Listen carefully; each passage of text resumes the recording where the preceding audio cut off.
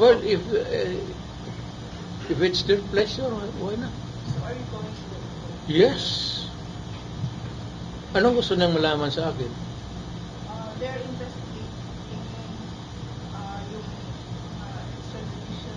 Ako totoo yan. Wala. Relations sa Pogo and other. Wala ako. Wala illegal drugs. wala tayong pugo.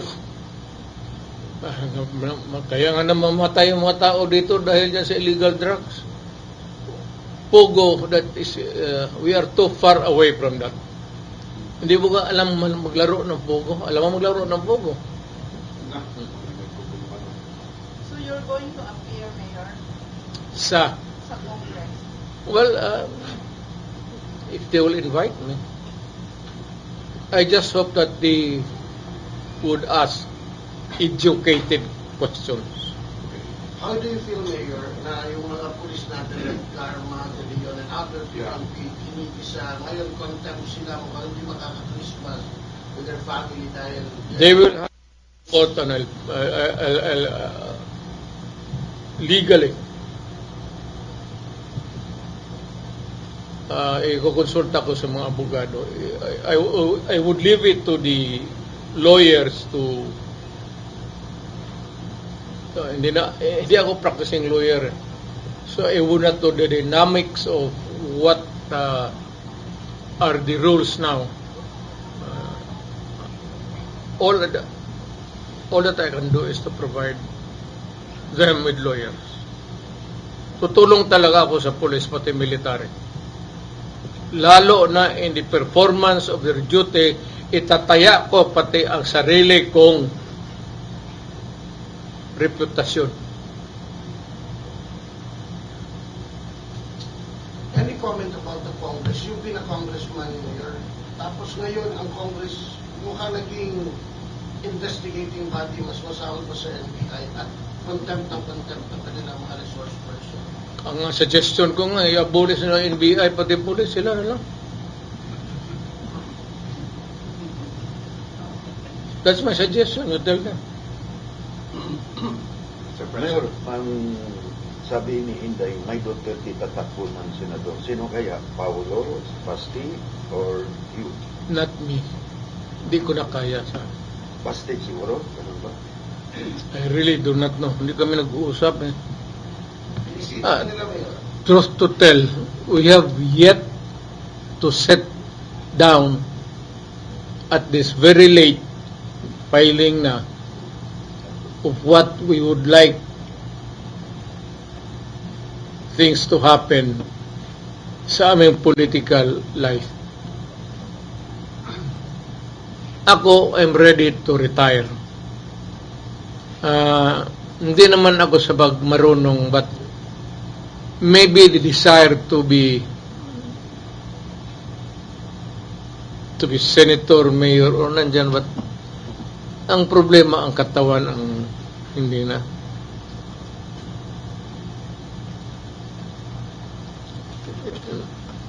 May trabaho kasi yan eh.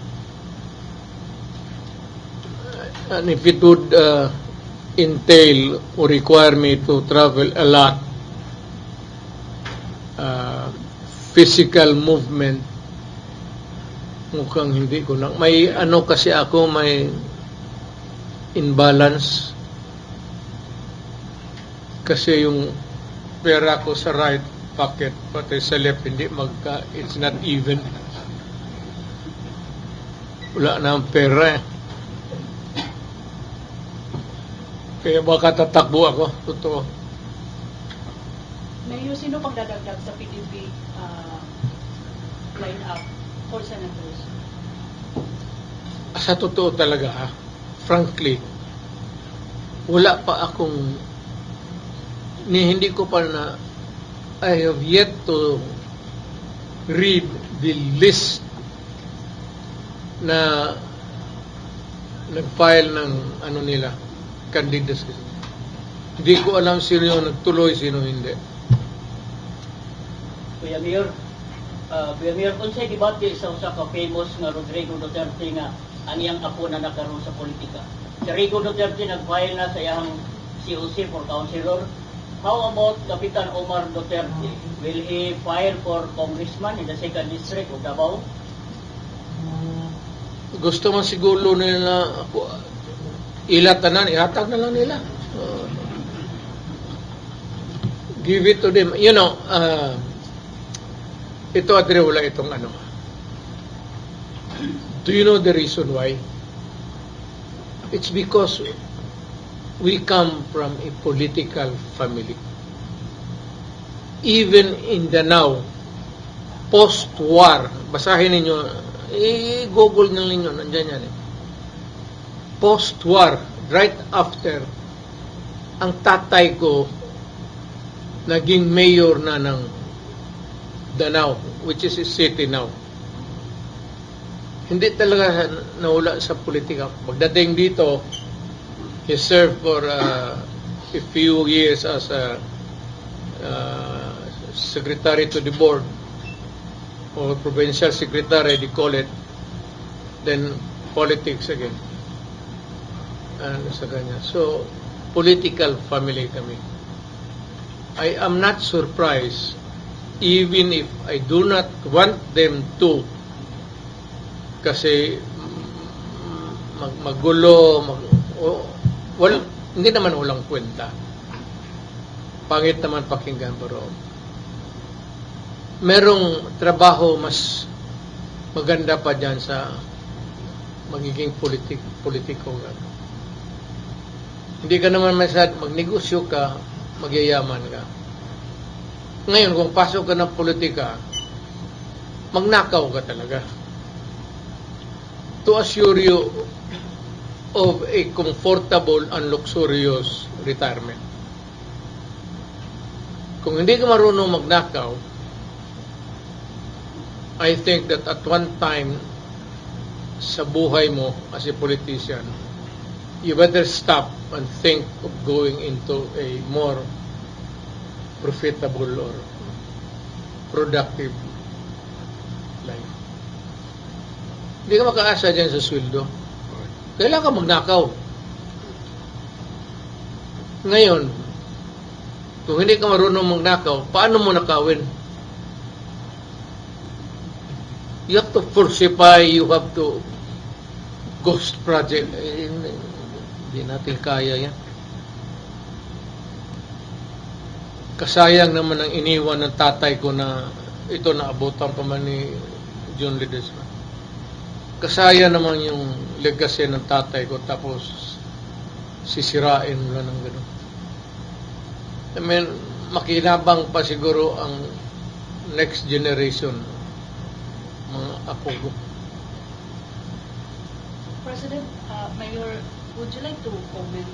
Kasi pagdating ngayong election, sabi-sabi, yung mga Nograles, itatakbo yung tatlong Nograles. Ano yung reaction? Sige mo nila takbo. Sige lang lang kami hintay. Well, alam mo, modern day, lumipas na yung Almendras, Duterte, Veloso. May bagong crop and there will always be contenders for public office.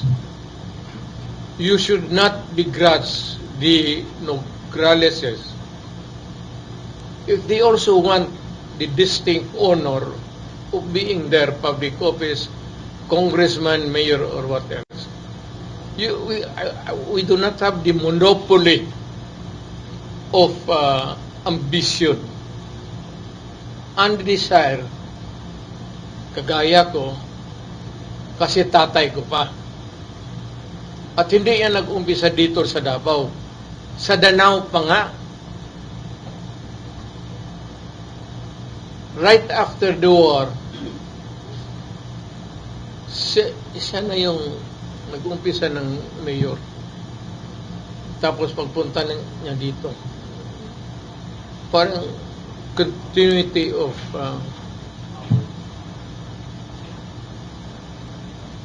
so yung politika hindi talaga naalis sa buhay namin. At most maybe in all probability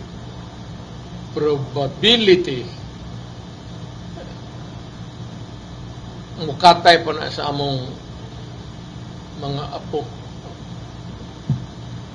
May yung mayor sa gawas, last day sa pagpailing, Martes man, nagnaniit lang ang rally sa Duterte. Pag mudagan ka o mayor, walay nobralis mudagan o mayor. Apan kundi ka mudagan mayor, o si Basti tabanan nila. Kagay mayor. Ano sa imo? Di, gusto na kong file tanan. Para bibo. Pangit naman yung eleksyon na ako lang dyan. Sus, Maria. Dili sila mulaban nimo, pero kung si Basti daw labanan, nainog galis na mulaban kung si Basti magparilig. Pero kung ikaw mo kandidato, si Basti, dili, huwag mulaban ng mga lugalis sa imo. Wala balita ron sa gawas. That is not the proper question. The proper question is, I don't know kung sabihin ng Diyos na mamatay ako bukas, I will not tinker with politics anymore. O bigyan lang man niya ako ng isang single cell of cancer at hindi ko naman tinatanggihan yan kasi matanda na ako. Hindi na ako makialam. Pero what am I supposed to do? Yan ako sa bahay. Pagising ko, nakatingin yung asawa ko. Pag uwi niya, nasa sopa ako, nagbabasa ng newspaper, tinitignan niya ako. Pag uwi niya sa gabi, nandiyan sa TV ako, nagatingin. Masama ang tingin niya sa akin. Ano ang dapat gawin ko? Magpalit ng asawa, patayin ko yung asawa ko, o I find something productive outside. Find something to talk about. Yes, sabi ko. Alam mo naman, kung magtrabaho ka, you get to solve so many problems and marunong naman ako magtrabaho siguro, dumaan naman ako dyan. At sa awa ng Diyos, I would not judge myself, but I would say that binigay ko lahat, yung pagkatao ko, yung edukasyon ko na nakuha ko,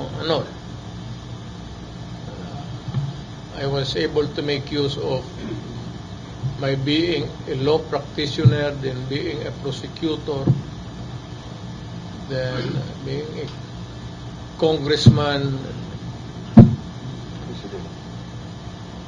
You're trying to raise your hand kanina. Sige. Mayor, Mayor. I would like to get your reaction regarding kasi yung may ibang, naiyo bang kung sa taong lungsod na member na Ganun ba? na ubalhin sa mga sa other party. What is your take on that? Good. I do not want to have a heavy machinery. Mas mabuti. Frankly, bakit? Minus ang gastos mo.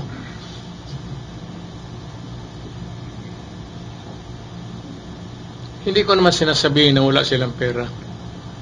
Pero if you're the head of the party, kung baka tatakbo ako ng mayor, ikaw talaga ang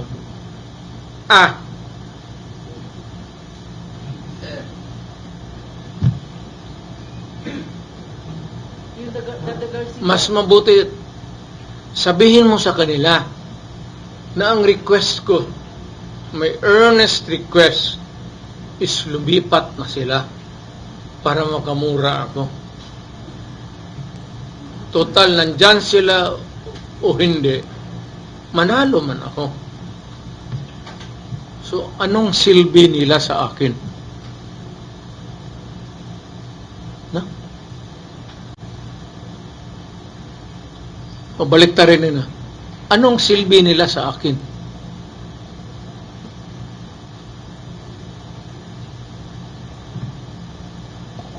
So, Mayor, you are running. Walking na lang siguro, matanda na eh. Confused ako sa Hindi pa. Confirmation lang. Portion. Confirmation. Are you running for mayor? Final. Nga nila lang, kano sa ka-file mayor sa Martes, kay maghuwat minimo sa Comelec. Huwag ka nga makaalam sa buhay ko. Hindi mo na ako nakialam sa buhay mo. Are you running for mayor? Ang microphone ginapay. Na maybe, Hindi nga na bayag kahang, kami rin nag-endorse sa imo. sige, mga, paalamin ko lang kayo. Pagkatapos. Pagkatapos ng pay. Samok-samok mo lang po mga to. Yung kamera, chik. Alam mo, tangina, 30 years na ako dyan, nagsawa. Huwag kayo ma-insulto ha, pero sawa na ako ng gano'n. Mayor, kung sa'yo kasulti, duwa ko lang naman ko na. Mayor, kung sa'yo kasulti. Mayor, pakailang, Mayor. Labayan ko ito. Mayor, kapalmi. So, Mayor, officially, Mayor, asa ta. Hay naman itong mga putang ina. Kami na lang administrasyon. Mayor, asa naman ni Udto. Alas 2 na. so Mayor Duterte, I'd be happy to, guys, I enjoy the company of media. Maybe, hindi siguro in the earlier years. Pero nung nagtagal ako, parang barkada ko na lang kasi ang media. Naging barkada ko. And hindi na nga ako namimili ng lugar. You can ask any question from me and I'd be happy to respond. Wala naman akong sikreto. Wala naman ako. Matagal na akong mayor. Nakita naman ninyo ako. Nakita ninyo kung paano ako nag-mayor. Nakita ninyo paano ako nagnakaw. Kung may makita kayo, kasi ako mismo ang nagnakaw, hindi ko nakita kung saan yung putang inang ninakaw ko. Or otherwise, I would not have survived politics. Kung pumasok ako sa korupsyon dito sa Davao, ayan nga si Juno. Di ka tatagal dito. If you are a corrupt mayor, maybe limited ka, pinakamataas mo 1 term. Hindi mo matago yung city hall, paano mo nakawin yung pera. And you have to have a good excuse of getting the money from the cashier. so Duterte Mayor, tandem. Sino ang ano ko ka? Poste Sino man sa kanila siguro? or Colong. Ewan ko siguro kung tatakbo ng congressman. Advice. Pero ako kay Pulong, alam mo ano? Ganito ang trabaho ng congressman eh. Pag magtanong ang mga tao saan si congressman, sa Maynila siya. Pag ang mga taga Maynila sabi, saan si congressman? Nasa Davao siya. Yun lang. Kung ayaw mo magtrabaho, ngayon kung magtrabaho ka, si congressman, hindi naman lahat ng panahon sesyon eh. You're given a lot of elbow room dyan sa paggala mo as congressman. Maganda nga ang congressman, pero you know what? You cannot solve problems for you, for your community, and for your fellow men. Ako ang nasanay ng ganun. Kaya mas hinahanap ko yung trabaho na yan. Hindi ako pwedeng congressman. Gusto ko makinig ako sa opisina, mag-upo sila dyan. Ano problema mo? Sir, ganito sir, yung asawa ko, away kami, tapos iniwan ako, sumama sa ibang lalaki. O padala mo pa ng pera, sabi mo manang balik dito. At saka maghanap ko ng iba, putang ina, karaming diyan pwede magtanong ng ganon. Karaming babae dito, tapos yan ang sabi mong problema sa akin.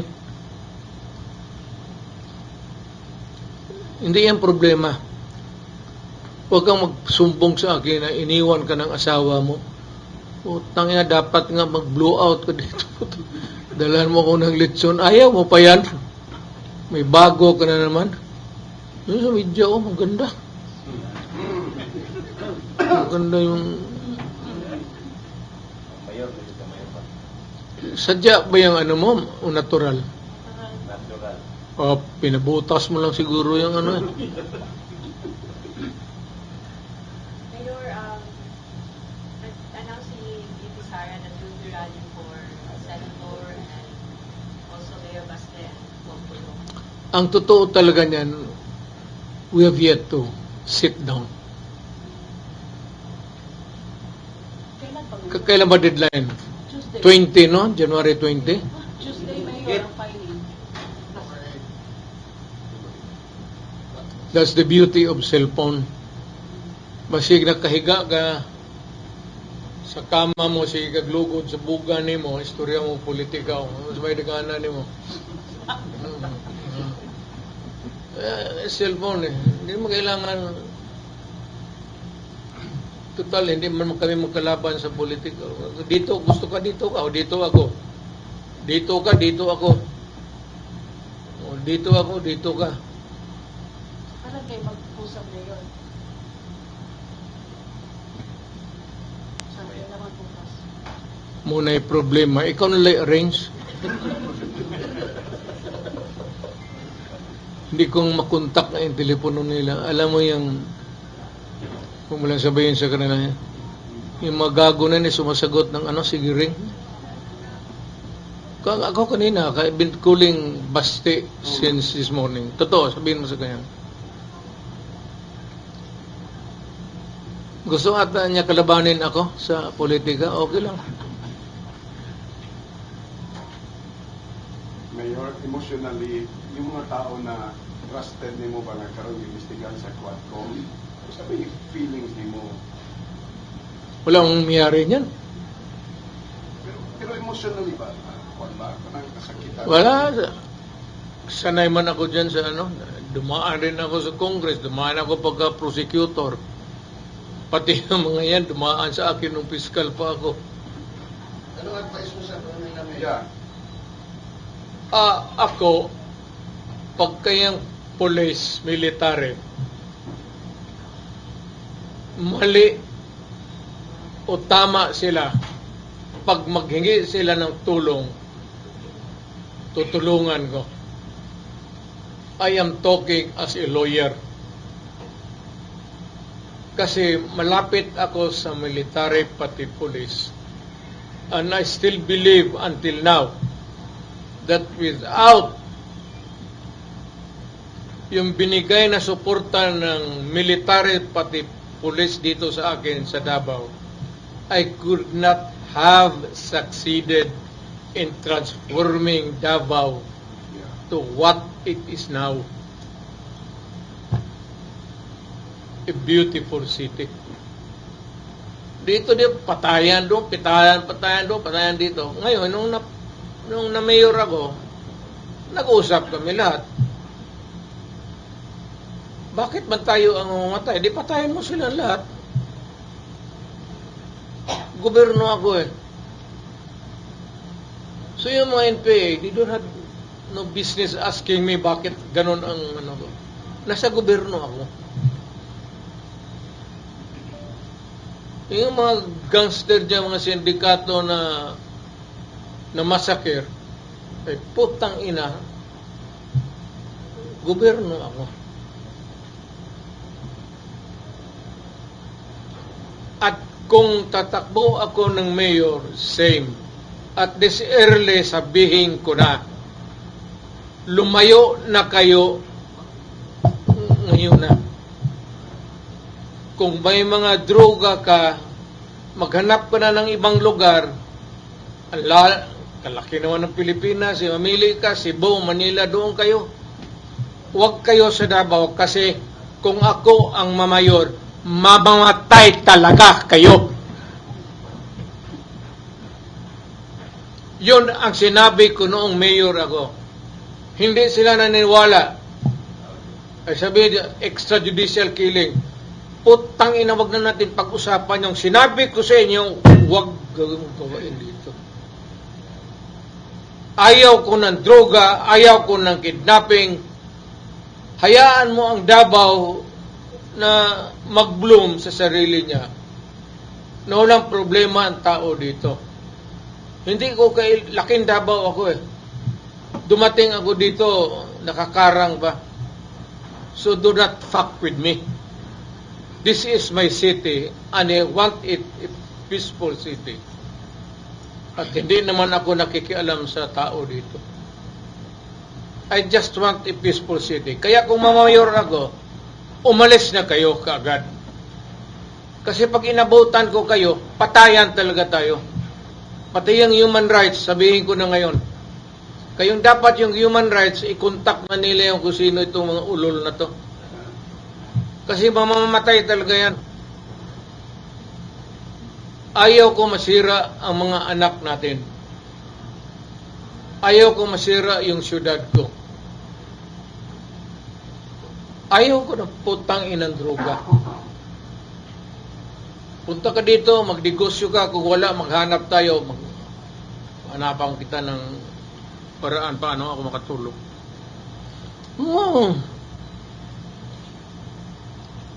Gobyerno to. Dapat ang gobyerno tarong. Kung magpasok ka dito, mag-hold up ka, magpabili ka ng droga, naghanap pala ng kamatayan, putang ina.